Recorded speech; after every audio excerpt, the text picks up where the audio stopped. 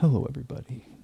This is Pride and Prejudice by Jane Austen, Volume 3, Chapter 7. 2 days after Mr. Bennet's return, as Jane and Elizabeth were walking together in the shrubbery behind the house, they saw the housekeeper coming towards them, and concluding that she came to call them to their mother, went forward to meet her. But, instead of the expected summons, when they approached her, she said to Miss Bennet, "I beg your pardon, madam, for interrupting you, but I was in hopes you might have got some good news from town, so I took the liberty of coming to ask."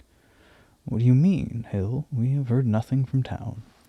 "Dear madam," cried Mrs. Hill, in great astonishment, "don't you know there's an express come for master from Mr. Gardiner? He has been there for half an hour, and master has had a letter." Away ran the girls, too eager to get in to have time for speech. They ran through the vestibule into the breakfast-room, from thence to the library.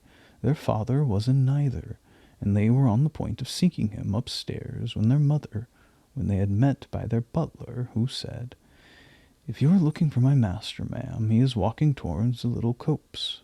Upon this information they instantly passed through the hall once more, and ran across the lawn after their father, who was deliberately pursuing his way towards a small wood on one side of the paddock. Jane, who was not so light nor so much in the habit of running as Elizabeth, soon lagged behind, while her sister, panting for breath, came up with him and eagerly cried out, "Oh, papa, what's news? What's news? Have you heard from my uncle?" "Yes, I have had a letter from him by express." "Well, and what does it bring, good or bad?" "What is there of good to be expected?" said he, taking the letter from his pocket. But perhaps you would like to read it." Elizabeth impatiently caught it from his hand. Jane now came up. "Read it aloud," said their father, "for I hardly know myself what it is about." Gracechurch Street, Monday, August 2nd. "My dear brother, at last I am able to send you some tidings of my niece, and such as, upon the whole, I hope will give you satisfaction. Soon after you left me on Saturday, I was fortunate enough to find out in what part of London they were. The particulars I reserve till we meet. It is enough to know they are discovered. I have seen them both." "Then it is as I always hoped," cried Jane. "They are married." Elizabeth read on. "I have seen them both. They are not married, nor can I find there was any intention of being so. But if you're willing to perform the engagements which I have ventured to make on your side, I hope it will not be long before they are.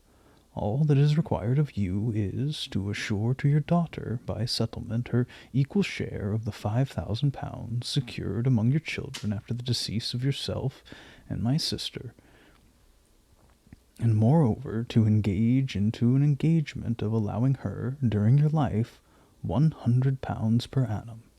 These are conditions which, considering everything, I had no hesitation in complying with, as far as I thought myself privileged for you.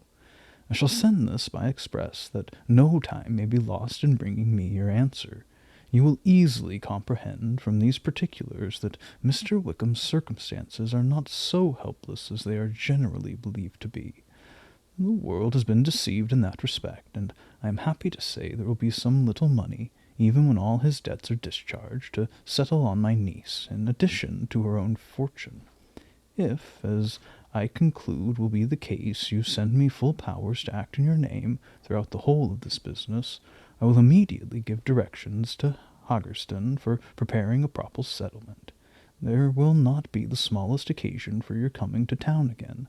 Therefore stay quietly at Longbourn, and depend upon my diligence and care. Send back your answer as soon as you can, and be careful to write explicitly. We have judged it best that my niece should be married from this house, of which I hope you will approve.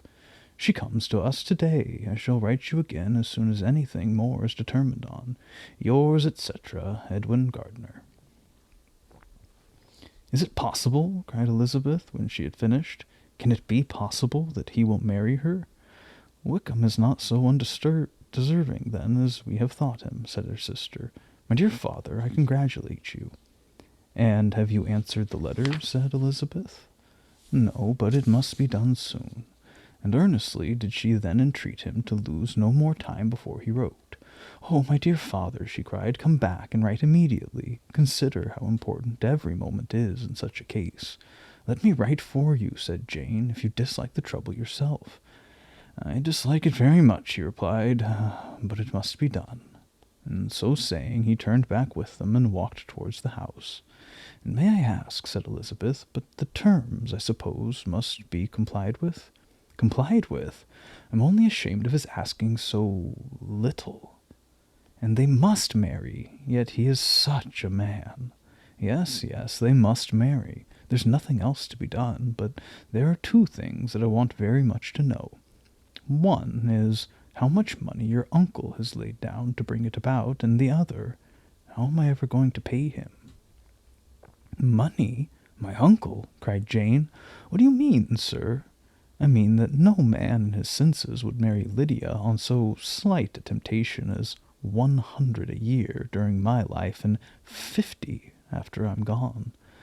"That's very true," said Elizabeth, "though it had not occurred to me before.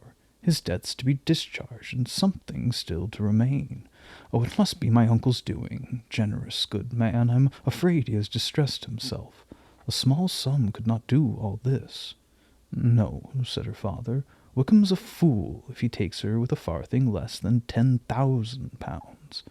I should be sorry to think so ill of him in the very beginning of our relationship." 10,000 pounds? Heaven forbid! How is half such a sum to be repaid? Mr. Bennet made no answer, and each of them, deep in thought, continued silent till they reached the house.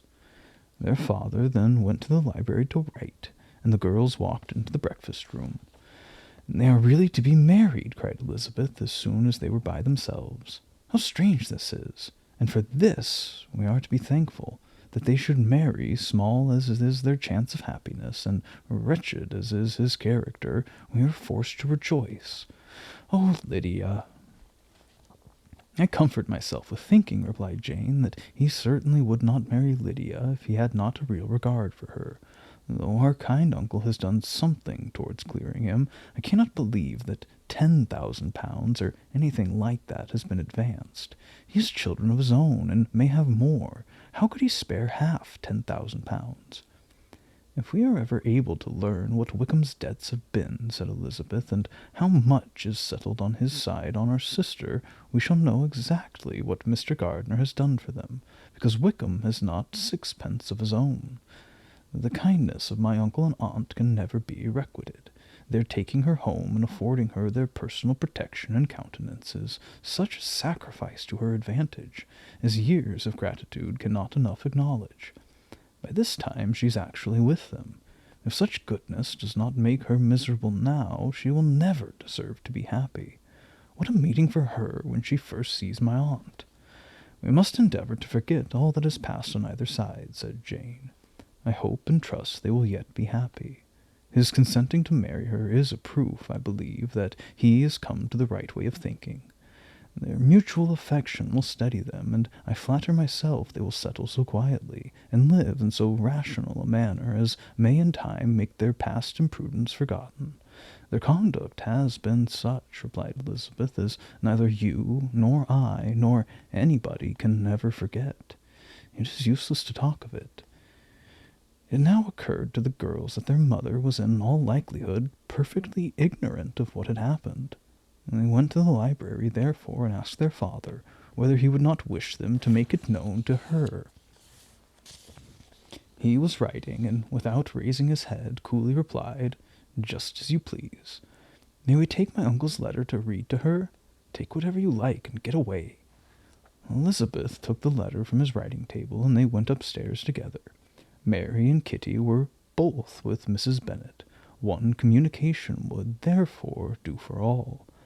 After a slight preparation for good news, the letter was read aloud. Mrs. Bennet could hardly contain herself. As soon as Jane had read Mr. Gardiner's hope of Lydia's being soon married, her joy burst forth, and every following sentence added to its exuberance. She was now in an irritation as violent from delight as she had ever been fidgety from alarm and vexation. To know that her daughter would be married was enough. She was disturbed by no fear for her felicity, nor humbled by any remembrance of her misconduct. "My dear, dear Lydia," she cried, "this is delightful indeed. She will be married. I shall see her again. She will be married at 16. My good, kind brother, I knew how it would be. I knew he would manage everything. How I long to see her, and to see dear Wickham too. But the clothes, the wedding clothes. I will write to my sister Gardiner and ask them directly. Lizzie, my dear, run down to your father and ask him how much he will give her. Stay, stay, I'll go myself. Ring the bell, Kitty, for Hill. I will put on my things in a moment. My dear, dear Lydia, how merry we shall be together when we meet." Her eldest daughter endeavoured to give some relief to the violence of these transports by leading her thoughts to the obligation which Mr. Gardiner's behaviour laid them all under. "For we must attribute this happy conclusion," she added, "in a great measure to his kindness. We are persuaded that he has pledged himself to assist Mr. Wickham with money." "Well," cried her mother, "it is all very right. Who should do it but her own uncle? If he had not had a family of his own, I and my children must have had all his money, you know, and it is the first time we have ever had anything from him except a few presents. Well, I'm so happy. In a short time I'll have a daughter married. Mrs. Wickham! How well it sounds! And she was only 16 last June. My dear Jane, I am in such a flutter, and I'm sure I can't write, so I will dictate and you will write for me. We will settle with your father about the money afterwards, but the things should be ordered immediately." She was then proceeding to all the particulars of calico, muslin, and cambric, and would shortly have dictated some very plentiful orders, had not Jane, though with some difficulty, persuaded her to wait till her father was at leisure to be consulted. One day's delay, she observed, would be of small importance, and her mother was too happy to be quite so obstinate as usual. Other schemes, too, came into her head.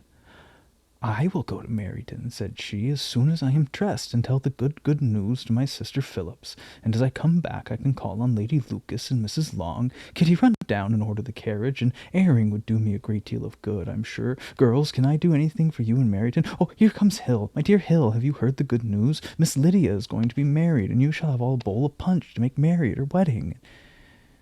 Mrs. Hill began instantly to express her joy.